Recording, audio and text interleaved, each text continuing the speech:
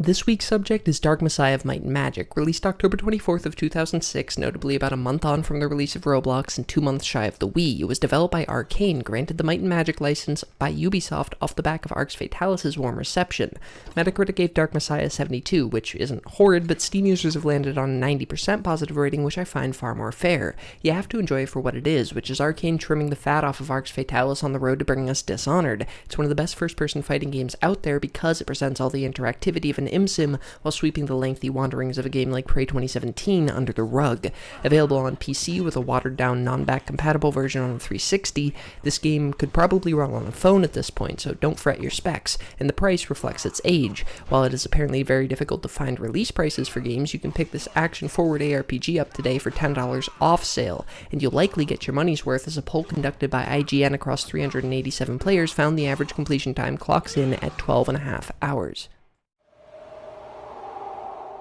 Arcane loved Fatalis, but you frugal consumers withheld, so funding for the desired sequel was nil, but fate seemed to favor the sinking company. You see, Valve were pitching studios a shiny new Source 2006, and Ubisoft sought a studio to take Might and Magic in a new direction, so in Arcane the twain met. With Arcane already eyeing Source for Arx 2, Valve Arx fans, and Ubisoft being French, it all worked out. So, Arcane went full throttle between engine and property, wrestling a fledgling Source into an immersive experience that gave the player a full-body view model, interactive environments, and sprawling locales, with environmental storytelling tying the thread to keep us in Sereth's head, while Might and Magic brought about an ethos of player choice, nebulously motivated NPCs, fleshed out factions, and a mythic arsenal, all while Arcane's personal design philosophy centered around the notion that every map should fully incorporate every tool the player had, furthering immersion. And so, all that's history. Arcane would go on to develop numerous cancelled projects in conjunction with numerous conniving studios before finding a home at Bethesda to bring us Dishonored, Deathloop, and...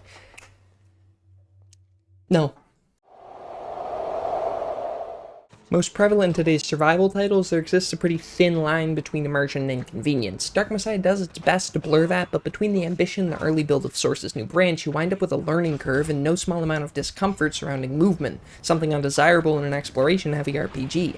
To that end, exploration's methodical nature doesn't always gel with the large maps, leading to a hastily exhaustive loop of witness the carnage you wrought as you wander around looking for the door. With player choice front and center, it's nigh insulting to have certain objectively vital perks locked inside the undercooked stealth tree. With few encounters and no spells being designed around the system, stealth is rarely an option and never a good one.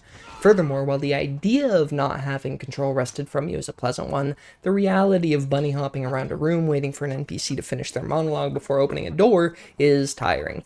These things can certainly be tolerated, but as a package, they do nothing to help Dark Messiah. And tomorrow we'll be exploring the echoes that Dark Messiah left ringing through Arcane's halls.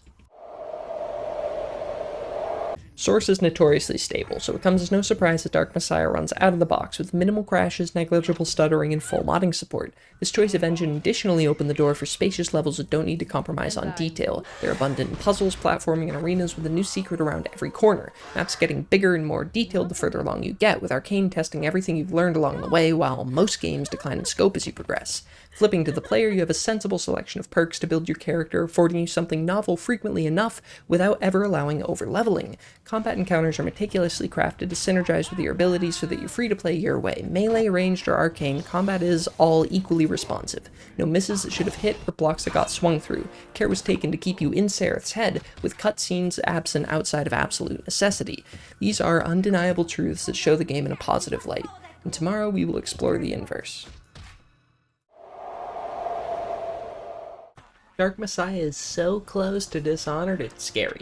However, Dishonored is a further watering down of mechanics, just as Dark Messiah was to Arx, and while Dishonored does environmental storytelling better, Dark Messiah's beating heart is its combat, which could use some hit stop and kinetic reaction, but other than that, blows Dishonored out of the water with its deep environmental interactivity, vast and varied spell roster, and RPG-style weapon sandbox with oodles of armaments that bear unique abilities. There truly is nothing like Dark Messiah, and I doubt there will be, as a good portion of the charm is its objective jank, such as the wonky camera, the interesting, staggering, surreal voice acting, and floppy ragdolls that would all just look undercooked today. And tune in tomorrow and you'll get my personal opinion. I think throughout the week my language betrayed any sort of weight this reveal might have had, but yeah.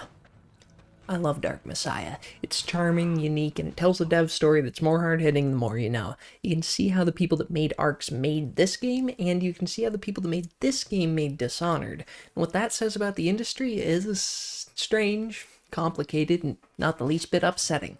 But the game itself is just a blast. That ferocious boot you have could tell some gripping tales.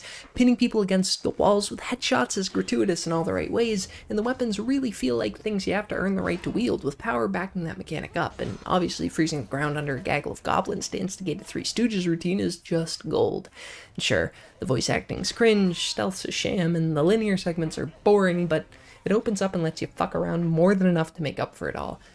Tomorrow's gonna be the wrap. I'm gonna pass everything through a hydraulic press and give you this whole week in 60 seconds. In 2006, Arcane took Ubisoft's IP into Valve's engine to make an ostensibly PC-exclusive ARPG with less depth than their preceding title but more than their following, and so using Source they conjured a dynamic world to fill with the grand designs of Might and Magic. Paced to perfection, you garner new gear and skills at a congruous clip to any given map's demand of them. Fights are floaty, but fair, abilities powerful, but particular, and big, but boot. There is much to love, but technical shortcomings and mid-aught design stylings give Dark Messiah its fair share of hiccups. Only partway to perfect, but entirely unique, this is a cheap, charming title that I can't recommend enough.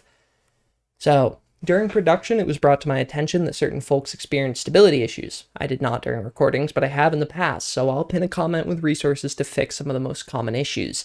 Tomorrow kicks off a logical sequel, and you can find the whole series compiled into a regular format on my channel. Thanks for experimenting with me, and if you want a full-length video, Mandalore Gaming. All in the way, man.